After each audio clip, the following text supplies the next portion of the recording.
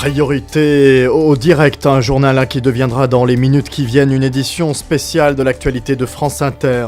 On vient on va tenter de vous faire suivre les actualités comme on le peut. On vient d'apprendre que l'ancien président Nicolas Sarkozy vient de s'éteindre ce matin, victime d'une rupture d'anévrisme dans le studio d'enregistrement où se trouvait son épouse Carla Bruni. Mais comment ne pas annoncer que l'on vient aussi d'apprendre que Bachar el-Assad s'est éteint hier, suivi de Vladimir Poutine. Oui, Vladimir Poutine apprenant la triste nouvelle pour son ami, il s'est éteint dans la nuit. On ne sait pas bien sûr quelles sont les circonstances de ces brutales disparitions. On me fait suivre un peu à peu ce qui est en train de se passer en cette fin d'année 2016. C'est effroyable. La catastrophe continue avec Werner Baumann, le président de Bayer Monsanto, crise cardiaque, il s'est éteint en apprenant la mort de son ami Donald Trump, le nouveau président des États-Unis. Il s'est éteint hier, effectivement aussi. Non, il s'est éteint il y a quelques heures. Il y a quelques heures, on vient de me confirmer l'information. Donald Trump, le nouveau président des États-Unis, est mort. Les centres, on a des nouvelles, oui, des centres boursiers de Wall Street et de Paris. La bourse vient de s'effondrer comme jamais. Les spéculateurs n'arrivent plus à spéculer et on fuit les centres de la bourse de Wall Street et de Paris. Les services secrets immédiatement se sont rendus sur place et ont arrêté les fuyards. La DGSI, oui en France, la DGSI, infiltrée par des hackers anarchistes. Ces individus ont fait exploser à distance les téléphones de Vincent Bolloré, celui de Tim Cook, le président d'Apple, ainsi que celui de Thierry Gou, le président de Foxconn, la firme mondiale en charge de la fabrication des composants de nos smartphones. Tous trois se trouvaient en famille dans le 16e arrondissement de Paris.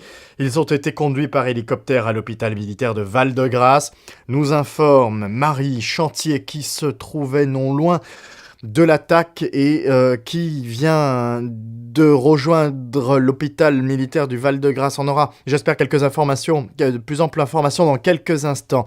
D'autres journalistes sont venus me rejoindre ici dans le studio. On fait comme on peut là, c'est vraiment la panique dans les salles de rédaction de Radio France.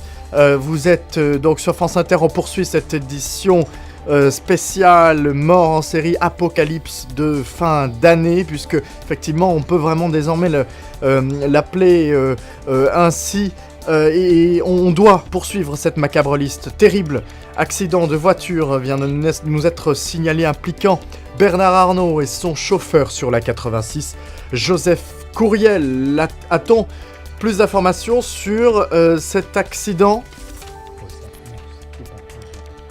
Non. Joseph Cornel n'est plus en ligne, notre correspondant sur place en périphérie.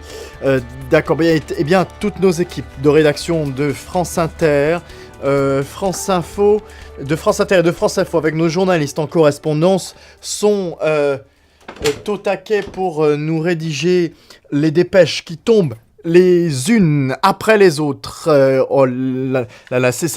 C'est une titanesque avalanche qui vient de s'écraser au pied des pistes dévastant Courchevel. La station de sport d'hiver avait été privatisée pour cette fin d'année par les amis de Patrick Pouyanné, le nouveau président de Total. L'avalanche s'est écrasée sur la station il y a environ une heure. Patrick Pouyanné y avait invité ses amis actionnaires, géants du pétrole.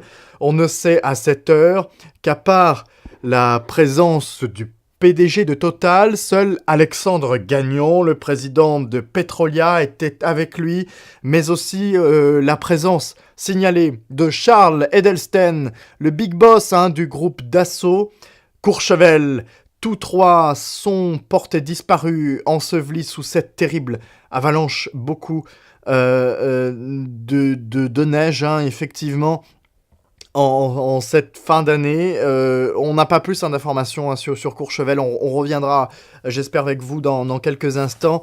Un de nos correspondants, François Pouillat, se trouve actuellement du côté de Tignes et va se rendre à Courchevel pour faire la correspondance avec nous dans les studios de la Maison de la Radio, ici à France Inter. Hein.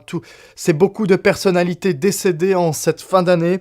Après la triste vague dans le monde de la culture, c'est la chute de l'empire capitaliste que l'on voit s'effondrer devant nous et on ne sait pas bien encore comment on doit interpréter cet ensemble d'événements qui secouent la planète entière, mais on ne sait qu'une seule chose, il reste 35 heures avant la fin de l'année 2016. Oui, pardon, cette édition spéciale se poursuit dans quelques instants. Veuillez nous excuser pour cette interruption de direct.